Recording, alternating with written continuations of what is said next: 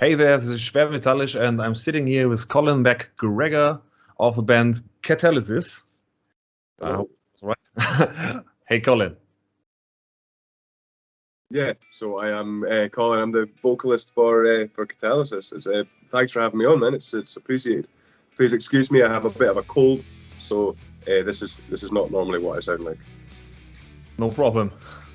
And I see you did hurt your hand. Yeah, I have fractured my thumb. Not unfortunately in anything particularly rock and roll, I'm afraid. I was trying to save a penalty playing football.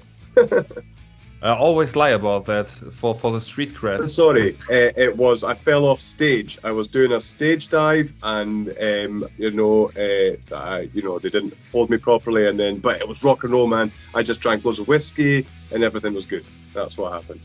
It's like you know the move where you spin the guitar around your shoulders. Yeah, it was like that, and the guitar flew off stage, and you dived right after it to catch it, and broke your thumb on the ground. That was exactly what happened. It was almost like you were there. You must have been there. That must be what happened. I jumped aside because I didn't want to be hit by the guitar or the guy jumping after it. So maybe it was your guitar. Just I catched it and jumped aside. So I want the guitar, not the vocalist. Yeah, so a broken thumb is pretty fucked up. I did break my hand a few years ago, and it was very, very. I think the worst part for us guys, or for us people with long hair, is that if you break your hand, it's impossible to do a ponytail yourself. Cannot. I have managed, but I have to. It takes a long time. I'm going to be honest with you. It's not particularly pleasant. Yeah. So, I don't know what's it called in English.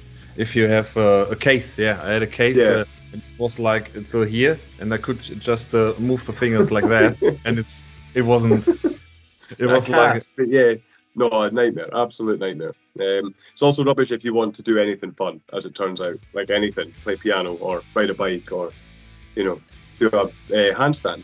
Can't do a handstand. Video games or lacing your shoes. Yeah, these are also because I can't use my left thumb. It's all right as long as I want to turn around in an FPS, but as soon as I want to move anywhere, then I'm goosed. Yeah, I know that well. So you guys are around since 2016. Yep. That's not the longest of times, but for sure. But you managed to do 2 EPs and 1 full length, and the 3rd EP will be upon us soon. Yeah, indeed. 17th of September, that one's out. There's a number of reasons for that.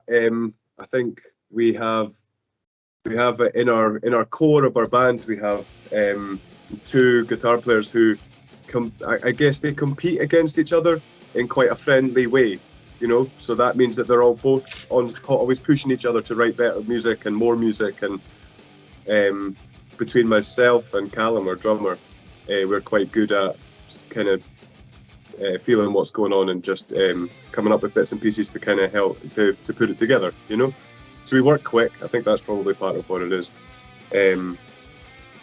It's a nice environment, to be honest. The 5 of us now, we all feed off each other really, really well.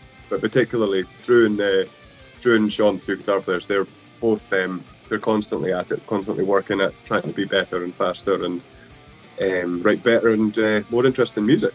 So Sean's already written like half of our next recording. We haven't even released this one yet. It was the same when we put the album out.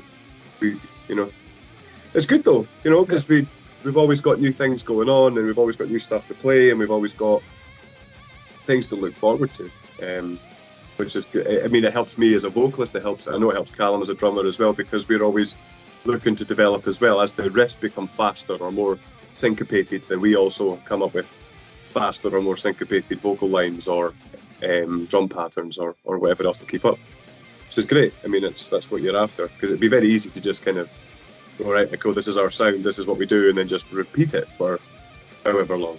But that's not what we're at. It's not what we're about.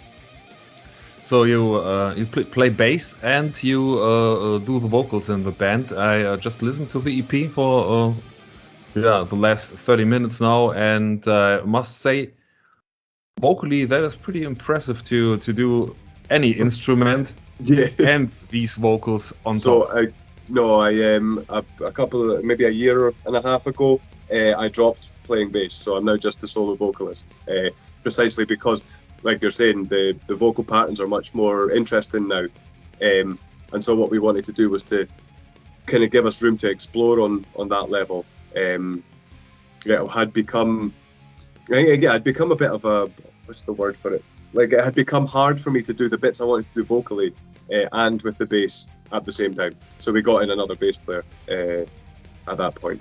Understandable, but still impressive. Oh, thanks, man. Thanks, appreciate it. I mean, some of the stuff we were doing before wasn't exactly easy, but it was to the detriment, I think, particularly of our live performances. I wanted to get out there and, get right up at the barrier or whatever else, and really be able to encourage a bit more audience participation. But when you're, especially with bass guitar being so important that it's absolutely locked in, it had become quite difficult to do a lot of that kind of organic audience participation sort of things. Yeah, of course. The thing with your vocals is that you do the harsh vocals and you do clean vocals. One in that moment, one in the next moment, and that's a tough thing to do. Anyways, but most of the times when I'm reviewing bands, it's like you have nice clean vocals, or you have really good and distinctive harsh vocals. And I think the thing I like the most about your vocals is that you manage to sound very distinctive in your clean parts and your harsh vocal parts. So that's it's exciting to listen to both of the approaches. That's absolutely lovely of you to say. Thank you. Sorry, I don't receive compliments all that much. So I've worked very, very, very hard at becoming a better vocalist. The guys who I take inspiration from are the likes of Tatiana from Ginger, or I don't know if you know the Finnish band Stamina. Check them out because they're incredible. But or Mike Patton, Faith No More. Yeah. These guys. I don't have a six octave range like he's got, but I love the idea of a vocalist who can deliver a number of different styles, because I think that can be very engaging to listen to. So I love my heavy death vocal. I love that. But at the same time, I have I like my shouty one. I think most of it comes down to the fact I have a lot to say. I have a lot of stories to tell or comments I want to make, and I kind of want them to be heard. And if you're all the time, then it's hard to always have it distinctive. So like I want to be able to mix it up enough to be able to make sure that what I'm going on about is actually comes across. I really appreciate that, though, man. That's a massive compliment. Thank you. It's well deserved. I'm listening to, I think, 20 records a week, every 14 days or something like that. I do 30 to 38 reviews a month, so there's a big range of stuff I'm listening to. So I think I'm able to say what I said. Okay, thank you. Honestly, that means an absolute, it means so much to me. The thing is, I can't really just take all the credit. I have worked hard at it, but like I was saying to you, I think before we started recording, one of the main things that happens is that because our two guitar players, because they're always competing to write better, faster, harder, more syncopated, more challenging riffs. That encourages me to become better as well, to keep up. And it really is. So it's a group thing, Similarly, if I do something that's rubbish, somebody will say, and that helps to get better as well. So, yeah, the guitarist would kick your ass. and tell you. Yeah, he'll listen to this back now and go, yes, I'd absolutely kick his ass. But you know, they've been really complimentary over the sound of the vocals on this EP as well. You know what I think actually, doing the album was a massive one for us, because the album has, I don't know if you listened through it, but there's loads of weird bits and pieces here and there. There's a lot of random bits of clean in there or whatever else, and that gave us an opportunity as a band, I think, to really kind of explore different bits and pieces. You know, I'm not convinced that overall every bit of it is as good as it could have been, but what it did do as a kind of unintended consequence, I suppose, is it gave us an opportunity to really explore different voices, you know, and guitar sounds and riffs, and you know, can we use an acoustic guitar? Can we be that band who can, you know, drop that in without it lessening the impact? And that meant that we got an opportunity to really kind of to explore what we're about or what we can do. An EP, as you know, you'll listen, because you listen to so much music, you'll know fine well. An EP's really got to be right on the nose. It's got, you know, you can't really let up the pace. You have to make sure it's impact start to finish, half an hour, and you know, you're left away going, right, that was a solid body of music. But with an album, when you make it more 50 minutes long, you can really kind of feel those peaks, feel those troughs, and create something a little bit more dynamic, which I think we did with the album. But then the flip side of that is that there's going to be bits and pieces that just aren't going to appeal to everybody. You know, we got some fair mixed reviews on some of the bits and pieces on the album. A lot of positive reviews, but a lot of it was a bit like, you know, we loved all of it except for this one bit. What was that doing there? You know, but that's going to happen, I think, when you become a little bit more experimental. Yeah, you mentioned the thought about the acoustic guitars, and I think that in a bigger structure, in a song like 7-8 minutes, if you do a bridge and you have your clean vocals accompanied by an acoustic guitar, and the rest of the song is just normal amplified guitar and more shouty vocals, that would be a very interesting dynamic. Yeah, exactly. And that's you know, you can't do that on an EP, I think, or you're going to struggle to do that on an EP because you're going to turn a lot of people off. But that was something we could do on the album. However, I think what that meant was that we gained a lot of confidence in ourselves and what we can and can't deliver. So what we've done with the EP is we took the bits that we really liked from the album and distilled it into something much more rich, much more condensed. So we have, you know, there are some. I'm really happy with the EP as it's come out. There's a lot of big choruses in it, which is something we really explored on the album. But if you look at the likes of "Don't Look Down," that's got a massive chorus in it. And that's come from the likes of Bridge Too Far, or even a version of The Truth that were on the album that we put out just before. So yeah, you know, honestly, I'm still reeling from you saying how highly you think of my vocal. That's really, really nice to hear. Yeah, I'm always. For me, a band stands and falls with the vocals, and if I like the vocals, it's very favorable for the band. All right, okay. Well, that's probably just as well then that you didn't start off by saying you thought my vocals were shit, and that's then we'll go, okay, right. Probably best to move on. I wouldn't say that. I would just not mention the vocals if I would not like them, because that's very diplomatic of you, and I appreciate it. Thank you. Yeah, it's like why should I do an interview with someone just to tell him that I don't like his vocals? So that make no sense at all. I don't know. I mean, you'll get people who do reviews as well, and you know, they'll review something and say they think it was just rubbish, and you're like, well, what was the point in doing the review? You know, just back then, you know, that's what it's for. I try to never do reviews like that, because I know you can get popular and you can get your views and your clicks and your likes and your follows by just putting people down. Yeah. But yeah, I don't need that to elevate myself. Yeah, for sure. I think there's a lot of unintended consequence that comes with that as well, right? And that's certainly something to be avoided.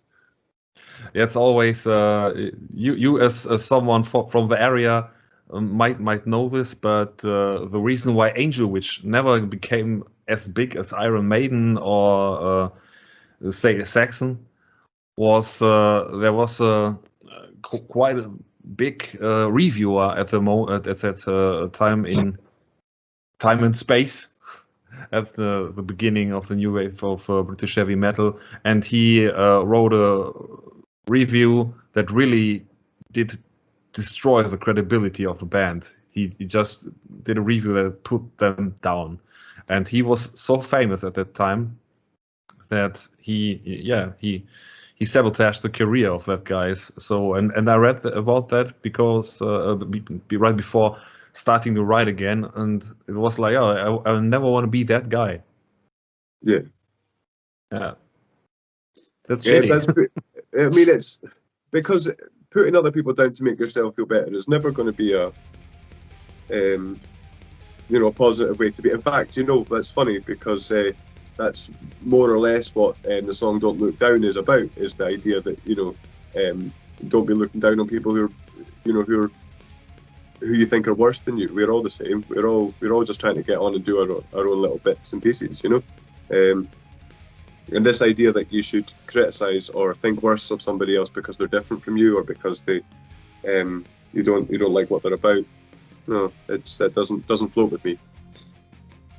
Yeah, okay. To that, I must say I'm really I fight a lot on the internet with people over opinions and stupid stuff. Yeah, that people that's what the internet was built for, right? It was built for people to have fight about stupid opinions.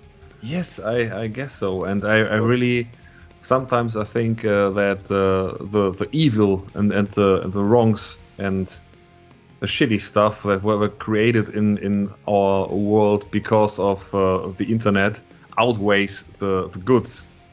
Yeah, because we have a history in not being able to use things to their best extent. No, that's largely what we've done as a human race for centuries. Really, is turn good things bad, and then use them against each other. That's I probably got a song about that somewhere as well. Wait, I'll come to me at some point. So you already mentioned some of the influences for your vocals. Yeah. What are the main influences for the sound of your band? For the band, did you say? Do you mean what bands influence us? Yes. So Drew and Sean are both very, very into their early metalcore, so Chimera or Blackening Era, Machine Head, that kind of thing. Sean listens to a lot of European stuff as well, and he likes his black metal, whereas Drew really keeps him kind of right down in the metalcore things. He'd Bury Tomorrow as well, these kind of guys. But then he also gets into his death metal stuff like Aborted or Whitechapel, these kind of bands. So again, I mean, we listen to a wide variety. If you were to speak to Colin will tell you he's into everything from really old school proggy stuff into the likes of Machine Head and whoever else. So we do have a wide variety of influences.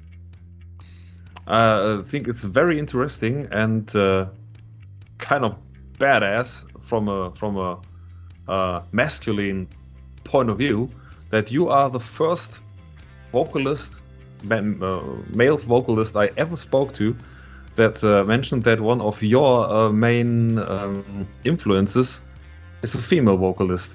Yeah, she's incredible though. She's great.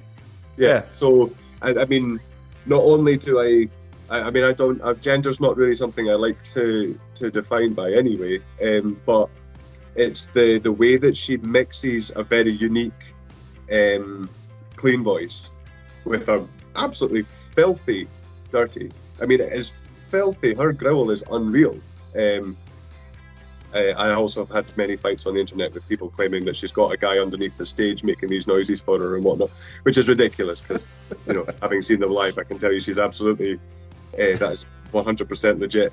But a lot of people get, have their masculine pride very much hurt by the fact that, she outgrowls most male vocalists out there. She just does. And I appreciate you saying that that's what's brave or whatever to say, but she, for me, is among the best vocalists in metal just now, if not the best vocalist in metal just now. Certainly in terms of being distinctive and original in style and whatnot. It's the mix of it. I mean, really, the vocalists that I get most inspiration from are guys who can really mix up the different sounds, and without it being too cliche as well.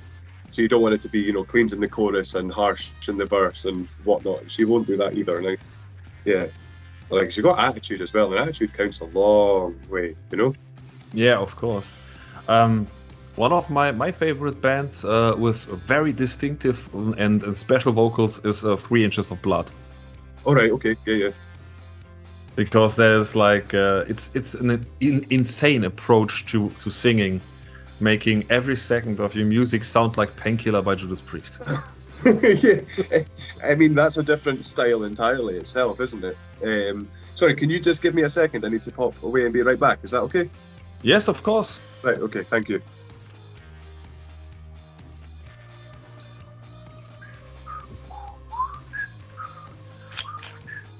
I see a cat in the background.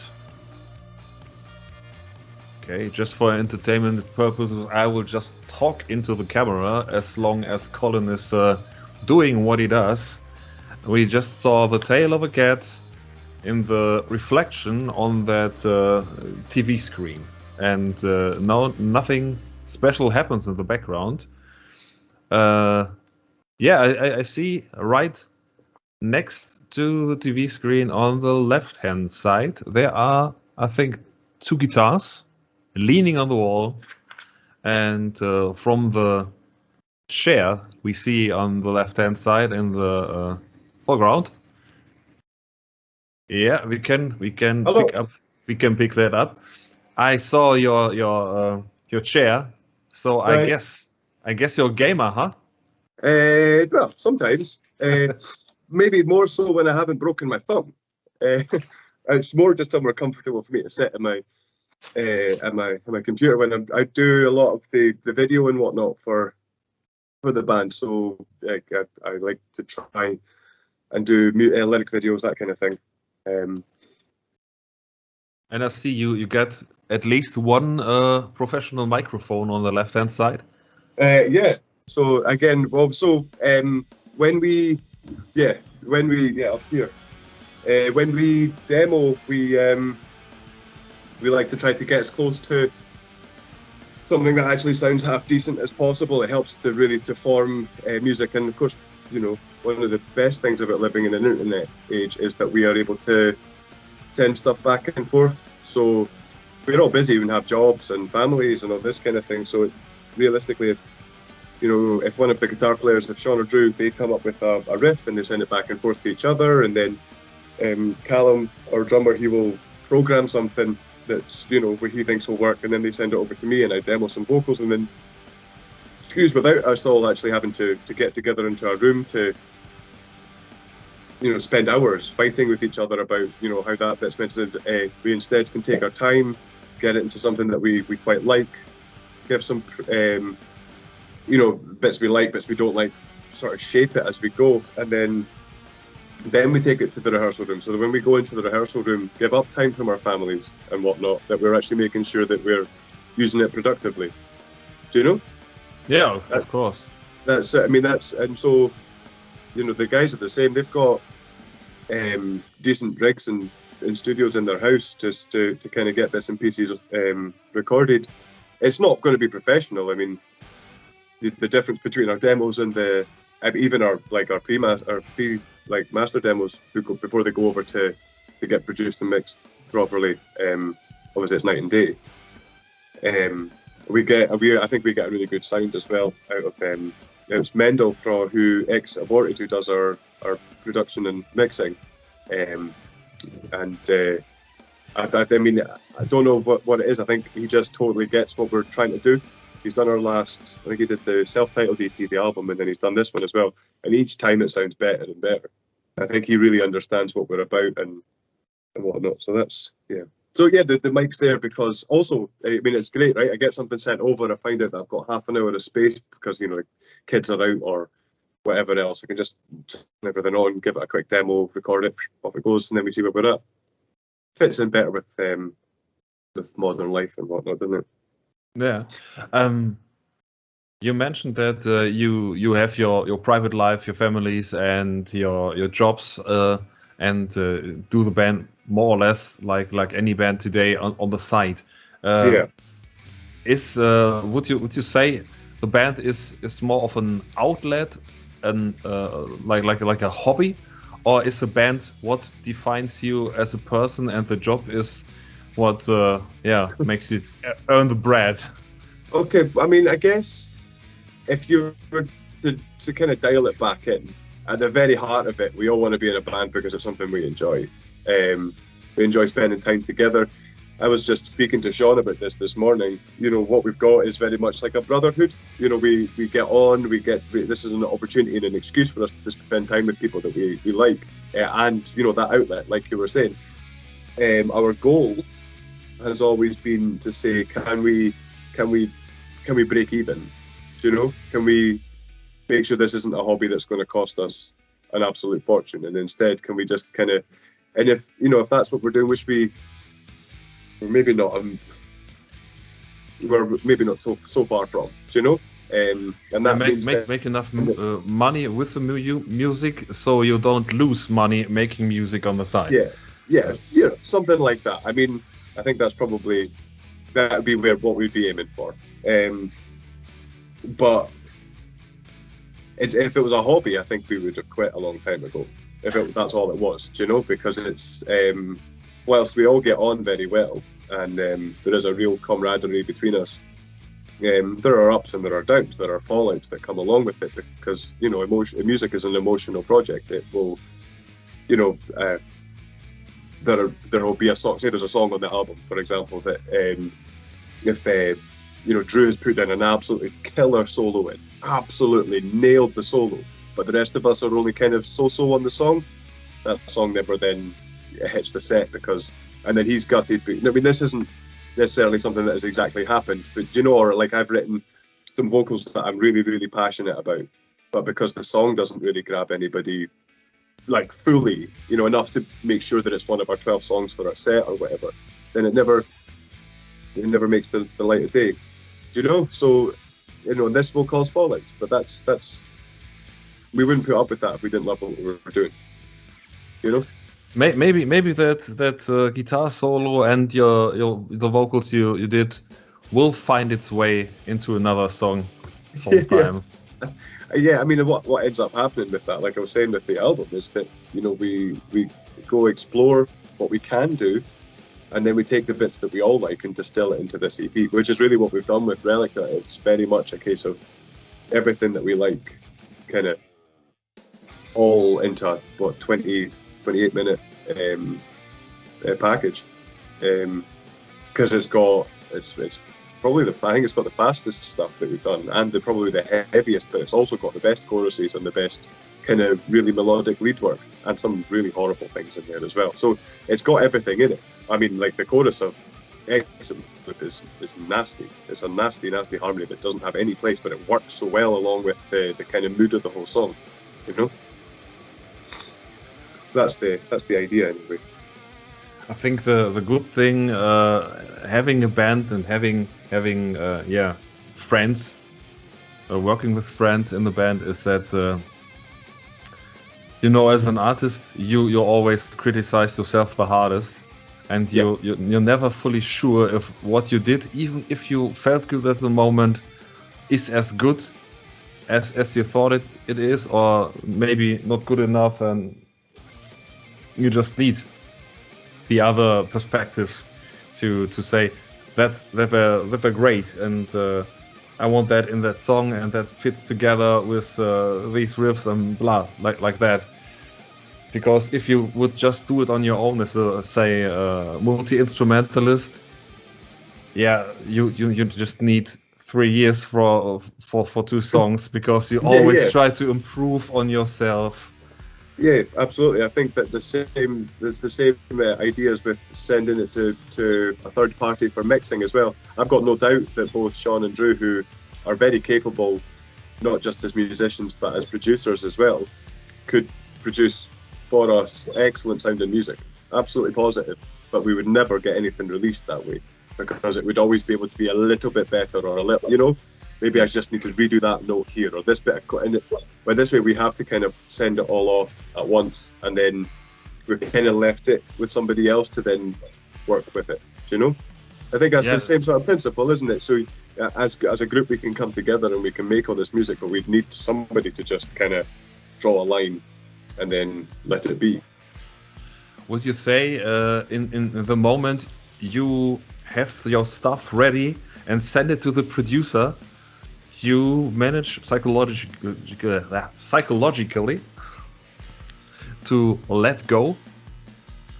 As in, so that we don't get it back and go, I wish we'd done this or I wish we'd done that. Oh, well, I would be lying if I said that didn't happen almost every single time.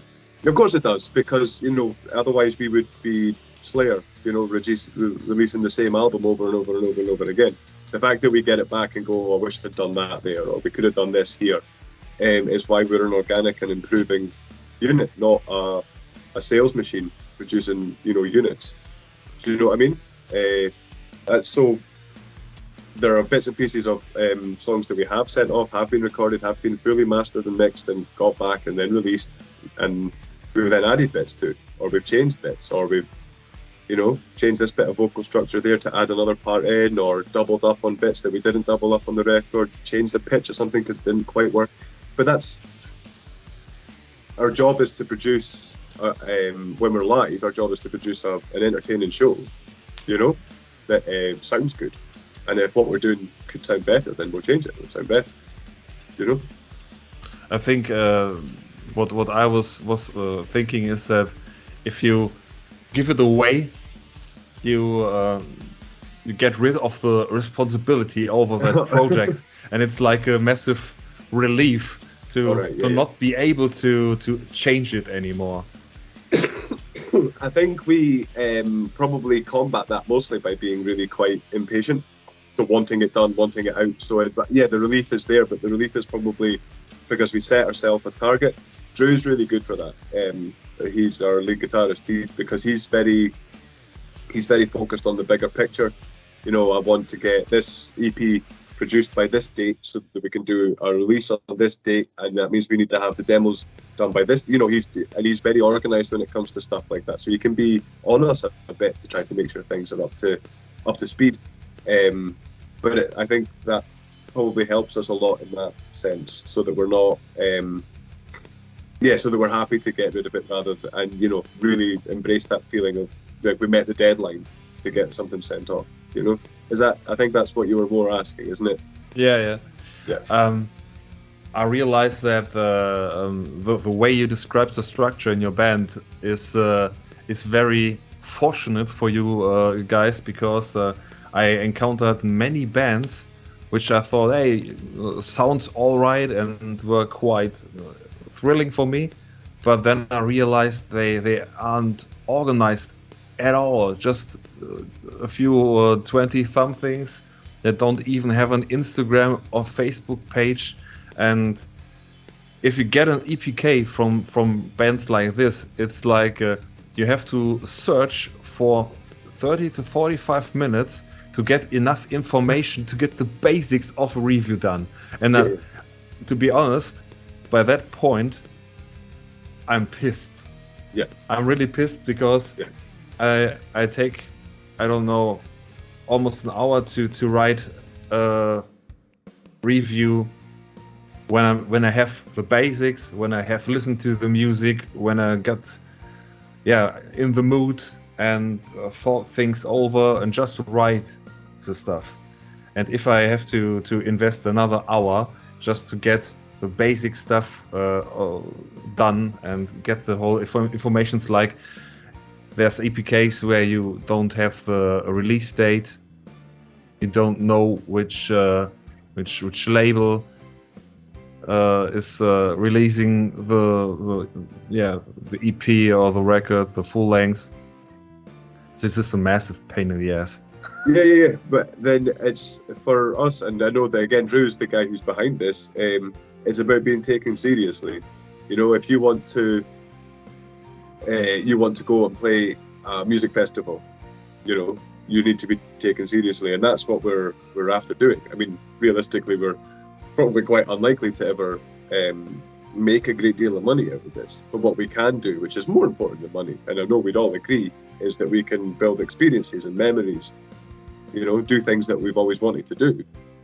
But again, you can't do that if you don't take it seriously. You can't do that if you're sending somebody an EPK that's, you know, out of date or lazy or half-arsed. You know, that's why we put a lot of focus on making sure that we produce things properly. So again, you know, we don't self-produce, we send it off to Mendel to do, because but apart from the fact that he seems to get us and produces great results, but because it means that we sound as good as we want to be able to sound, you know. That's why we make lyric videos. That's why we invest in decent performance videos as well, of which I should probably plug that we've got our single New Way to Die comes out on Friday. I believe the video is going to be released. So, and that was great fun. Like a really cool video to do. We've got a wee story going on with that as well. So, you know, it's, if you want to be taken seriously and get to where you want to go, which for us isn't making loads of money. For us, it's making new memories, and it's about traveling, and it's about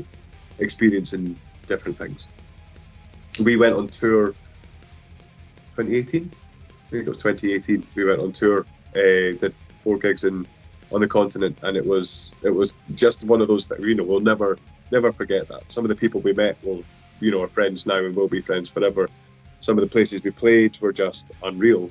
And I remember we thought we'd overstocked on merch when we played in Charleroi, Belgium. We genuinely thought we'd taken far too much. We were being very ambitious, and we sold about 2/3 of it on our first night, you know, because the attitude in the continent towards music is just very different, I think, than it is here.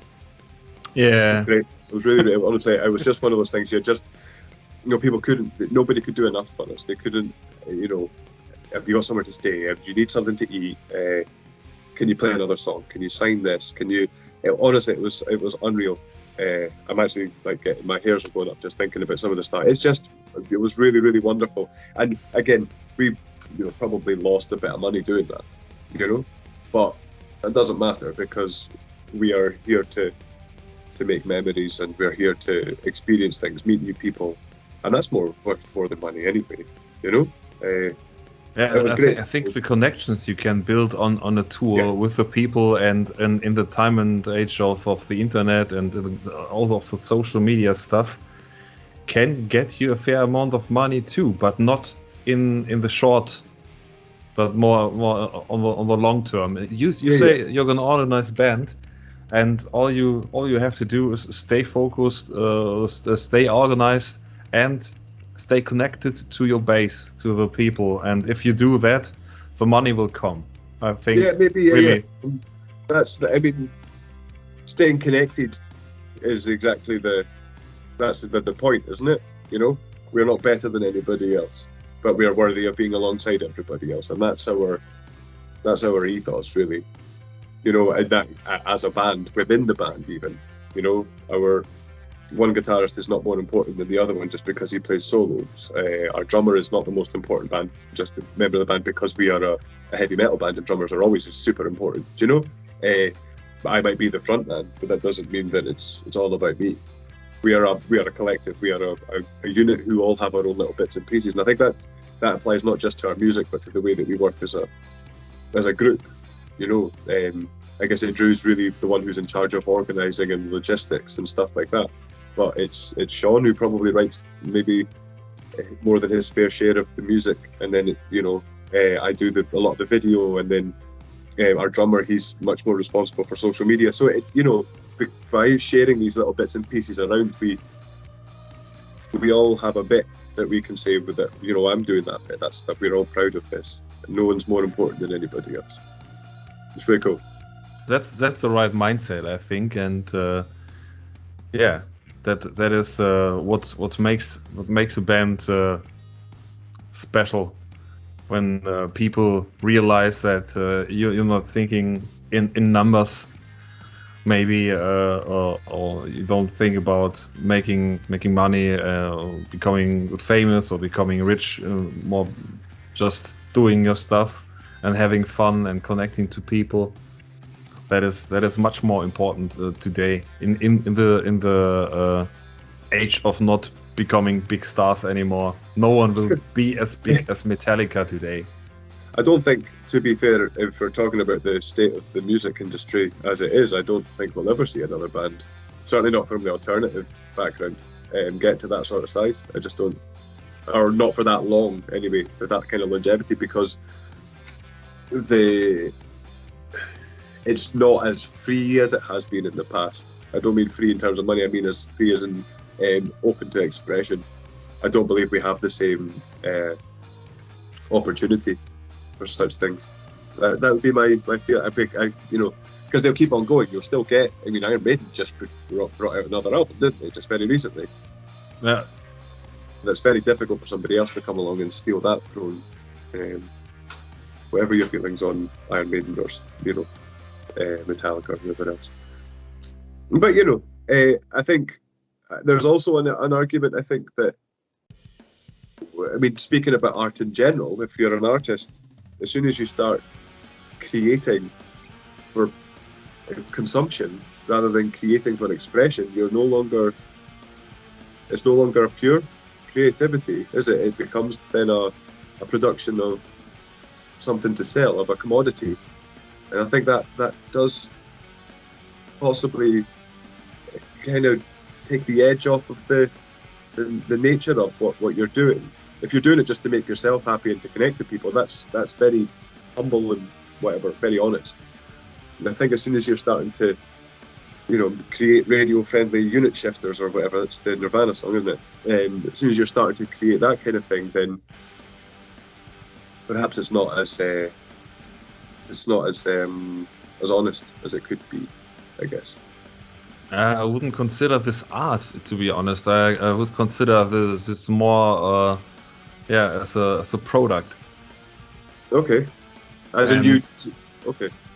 And I said this once before. It's for me that is the distinction between a band and a brand. Lady Gaga, for example, of course she's a musician. And maybe she's still an artist, but she's more of a brand and a product than an artist and musician in the classical way. But she is an extremely talented. Also Lady Gaga has something very. She's very talented, but also very, very unique. That's a silly thing to say, isn't it? Because unique is unique. I believe her to be quite different. And also responsible for writing the majority of her own music, which is another, which does set her apart from many of her peers. I guess for the likes of Lady Gaga, she did what she wanted to do, right? She made the music that she wanted to make, and then it's made her very successful. So, yeah, and she's not, what I originally meant was like if you have a artist like Kanye West or Justin Bieber, it's like a brand other people live off. You have managers and you have a whole company of people that live off this boy's music and of his looks and of the products he sells. With Lady Gaga, it's more like she lives off the brand she created out of herself. She got makeup and all that, and it's all directly. She did it all herself, so that is really something different entirely. Yeah, no, I fully agree with you there. Absolutely, and all the power to her for it. Have you ever heard any of her piano music? Because she's actually phenomenally talented and wonderful to listen to. No, but she's a great vocalist. I really like her voice. Yeah, just like very, very competent or very exceptionally talented even musician. And that's, I think, the exception these days rather than like you were saying, because what ends up happening is somebody comes along who's going to sell lots of records before music has even been made, and that means then that other people are then invested in making sure the music gets produced, whether or not the artist at the heart of it is producing that music anymore. Certainly colours it a little bit, doesn't it? Yeah, and I really don't think she uses autotunes. Lady Gaga. Ah. I think she may use some autotune, yeah.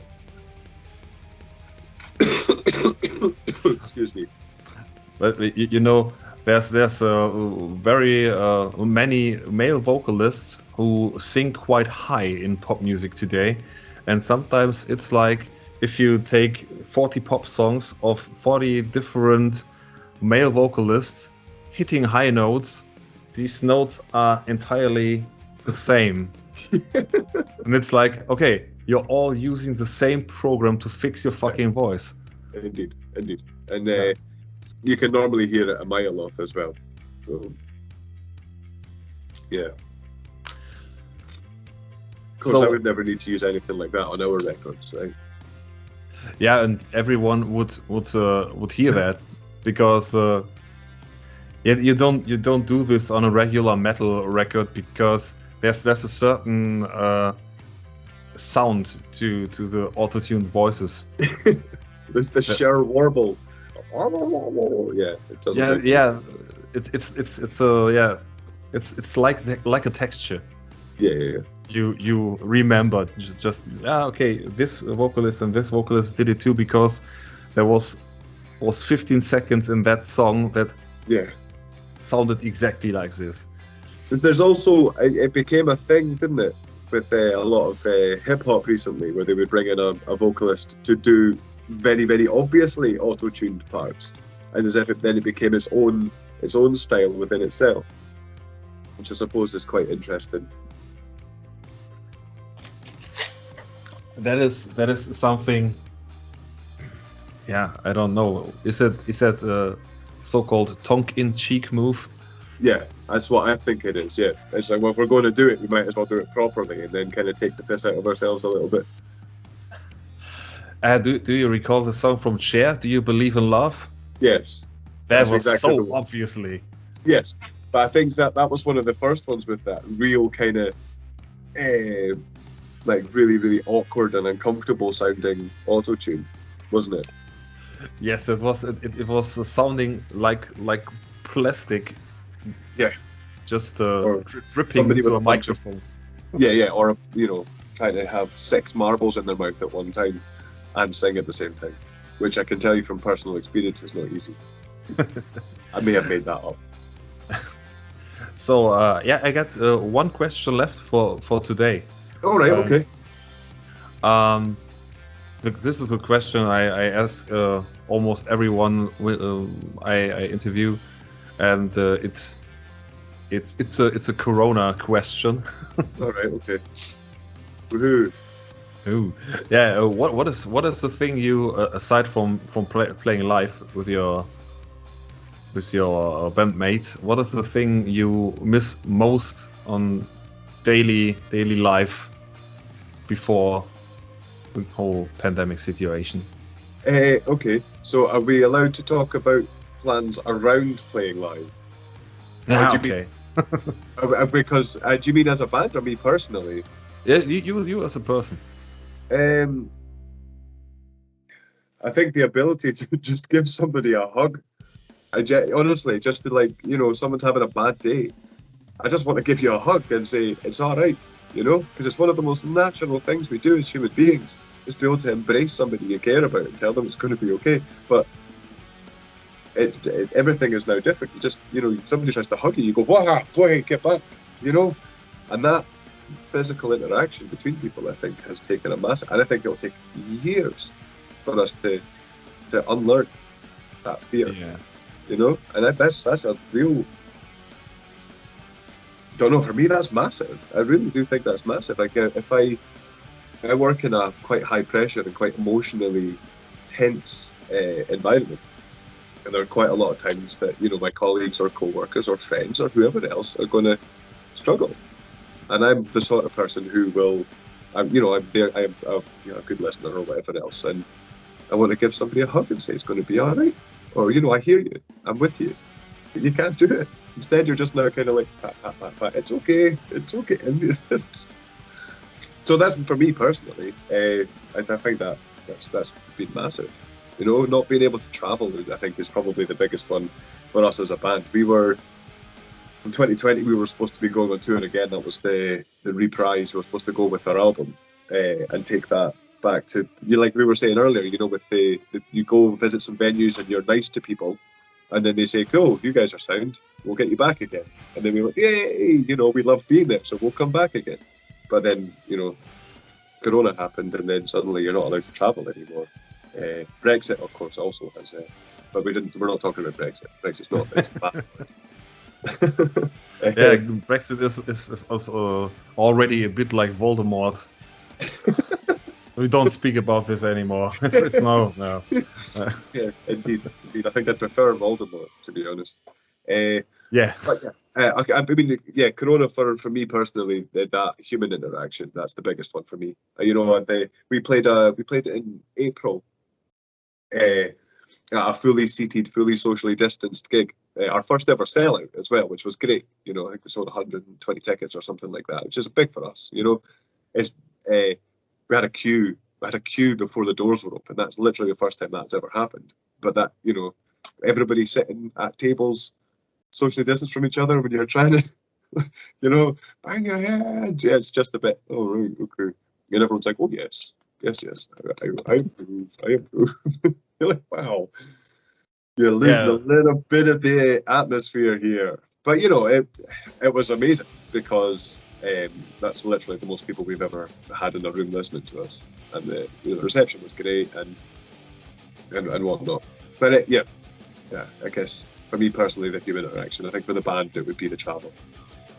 We are happy to go visit new places at the weekend. Go up to Inverness or down to Glasgow or in England or whatever else to go play a gig, and that's always fun. Meet new people. And I think what you said is the human interaction, the interaction with physical contact, and to relearn this once these pandemic and endemic procedures and situations end, to relearn how to get close to other people. That will be a gold rush for psychologists. Yeah, I think you might absolutely be right. There'll be a lot of people out there in, say, 10, 15 years from just now making a lot of money out of counselling. Yeah, and that is really something I'm missing, and I'm missing just when I go out, when I leave the door, I don't want to think about masking up. Sometimes when I wake up, I have the urge to wash my hands. Yeah. Because I didn't do this for so long. I didn't wash my hands for 8 hours, but I was in my fucking bed and I didn't touch anything. Just I'm in my apartment, so there is nothing to push the need to wash my hands. But I wake up and immediately think, oh, I should wash my hands because I was sleeping and maybe I was dreaming, so I was someplace else. And even if I'm dreaming stuff, I'm aware that there's a pandemic. Not even in my dreams, I'm able to loosen up. That is fucked. It is. It's terrifying. It is actually terrifying. I think you're going to find more and more people are just going to choose to entertain themselves within their own houses. You're going to find a lot more people are going to work from home rather than distance. Even after we're not looking at a pandemic situation anymore, you'll have a lot of people who will be wanting to just keep themselves distanced and removed from other people. And I think that is terrifying because we are intrinsically, as human beings, social. We are, group creatures. We are group animals. That's it's in our species to engage with other people and to learn from each other and to interact with each other. And I think it's going to take some amount of time for us to. Yeah, but but there's upsides to that too, because there's plenty of people that find it terrifying to be pushed into this whole I have to be around people, I have to have people around me, I have to go to the office. People that hate that, and for them it's more comfortable to stay at home. Absolutely. And it's good for the environment because less people have to drive. Yeah, there's absolutely no doubt on both of those. And what I would say then, if we could, because let's turn this into a positive, shall we? Let's end this on a positive note. Would be that what we have also then realised is that we actually can exist and function as a society with distance, and so maybe that means we can adapt the way that society works in order to incorporate people who perhaps don't wish to. Like if you work in IT, there's nothing to say you can't do IT from your house. You don't need to drive 10 miles to go sit in an office and do the same thing you could be doing at home. I work with people, so that's not possible. But you certainly could if you work in a number of different industries. Telecommunications, so if you're in a call center or whatever else, or your customer services, anything like that, you could absolutely work from home. And you're right, save the environment. You also provide a much less anxiety building environment for people who actually get really, really easily anxious about such things. And money. And save money. You spare money for gas, you spare money for public transport, and that means if you think that far as a society, that means you have more money to spend on shit you don't need. Yeah. Merch. Yeah, like come by. Is this when I put in the plug for where the Catalysis merch is? We have a Big Cartel page, Please Google Big Cartel Catalysis. Yeah, we of course have to look into that merch of yours. And one final question to the T-shirt. I don't know Man Must Die. Oh, Man Must Die are a heavy death metal band from Glasgow. Ah. They just released a new single just now. They have an album, No Tolerance for Imperfection, which has some of the sickest death metal vocal that has ever been recorded by anybody ever. And I love the T-shirt. T-shirt's awesome. It upsets me, so, that's always a bonus. My son's trying to say hello. Can you come and say hello? Yes, of course. Please. Come say hello. No, he's got embarrassed and wants to run away now. Ah, no. Yeah. Come on. Come on. No, he's gone bright red and he's now run away. Ah. Okay, say hello to him. I will do. He's away now. He's actually run away. It's been great speaking to you. Thanks very much for offering us, the space. It's I know, honestly, like the positive words you've given have been. That's really, really, really kind of you. Thank you. Yeah, it was a pleasure, and it was nice to have you on my channel. And now's your time for a shameless plug. Oh, do I get to shamelessly plug stuff? Okay, our new EP Relicta is out on the 17th of September. It's 6 tracks that are intense, they are heavy, they are melodic, they are fast, they're slow, they're groovy, and they're angry, like really angry. We've got our music video for A New Way to Die comes out Friday this week, which would be what's the date on Friday? Dennis, you're going to have to help me here. The 9th of September. Yes, there we go. Our music video for A New Way to Die comes out on the 9th of September. Oh, Friday is the 10th. On the 10th of September, thank you. We just changed the date for it last night, that's why. And that look out for that, because then, that looks like a sick little piece of work. Like I'm looking forward to seeing how that goes down. We play the 18th of September. If you're local to us, we play the 18th of September in Beat Generator Live.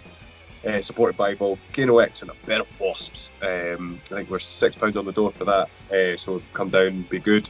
That's our first no distancing, no masks gig, so really looking forward to that. Should be great. Thank you very much for having us on, and come check out Relicta when it's out. You can pre-order it just now, and it'll be available on all digital platforms from the 17th of September. Yeah, guys, this was Schwermetallisch versus Catalysis, and this Friday by Relicta. Thanks, Colin. Have a fucking nice day. Yeah, you too, man. You too. Cheers. Cheers and bye.